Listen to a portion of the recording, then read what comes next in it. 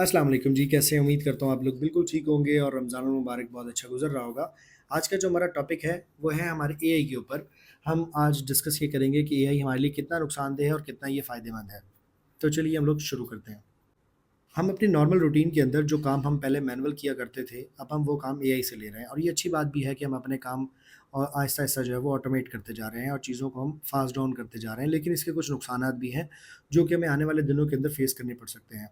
तो हम सबसे पहले इनके फ़ायदों की बात करते हैं और फिर इनके नुकसान की। सबसे पहली बात कि हमें अब किसी टीचर की ज़रूरत नहीं है, अब हम किसी डॉक्टर की ज़रूरत नहीं है। अब हम अपने ज़्यादातर काम अपने एआई असिस्टेंट से ले रहे होते हैं, चाहे वो चैट जीपीटी है, चाहे वो क्लॉड है, चाहे जेमिनी है, चाहे कोई और टूल है। अब हम बात करते हैं कि इनके नुकसानात क्या-क्या हो सकते हैं।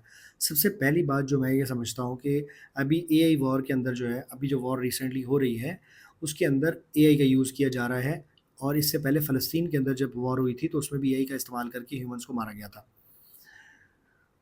अभी रिसेंटली एक डील जो है आप लोगों की नज़रों से खबर गुज़री होगी जिसके अंदर ये बताया जा रहा है कि क्लाउड को ये ऑफ़र थी $200 मिलियन की कि उसने अपनी फुल एक्सेस जो है वो अमेरिकन्स को देनी है। लेकिन क्लाउड ने इस बात को रिजेक्ट किया और वही डील जो है वो चैट जीपीटी ने ले ली।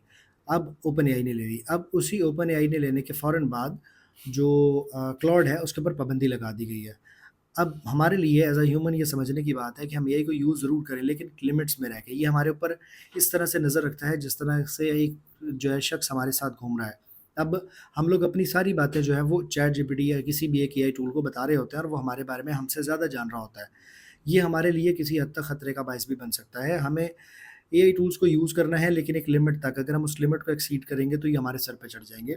जैसे कि मैं आपको बताता हूँ, जितनी भी चीज़ें खूबसूरत होती हैं, ये फ़ायदे देती हैं, वो उतने ही ज़्यादा हमें नुकसान भी देती हैं, अगर हम एहतियात ना करें तो।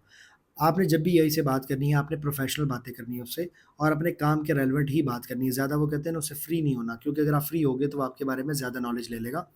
रिसेंटली केस स्टडी सामने आई है जिसमें मेटा की एआई के थ्रू एक मेटा एआई से एक बंदे ने एक सवाल किया कि मेरी जो है मेरी वाइफ़ से लड़ाई हुई है। तो उसने क्या किया, उसकी फ़ौरन ही थोड़ी देर बाद उसको एड्स शो करवा दिए डिवोर्स लॉयर के। यानी कि अगर आपकी वाइफ़ से लड़ाई हो गई है तो अब आप डिवोर्स ले लो, ठीक है?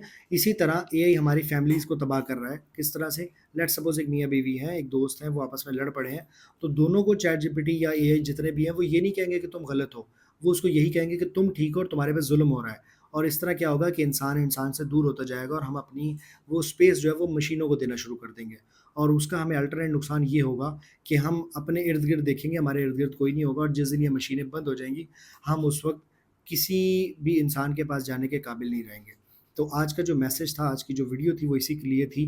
बनाने का मकसद भी सिर्फ़ यही था कि आप लोग एआई का यूज़ ज़रूर करें लेकिन लिमिट्स में रह के। ये एआई हमारे लिए फ़ायदेमंद भी है और हमारे लिए नुकसानदेह भी है।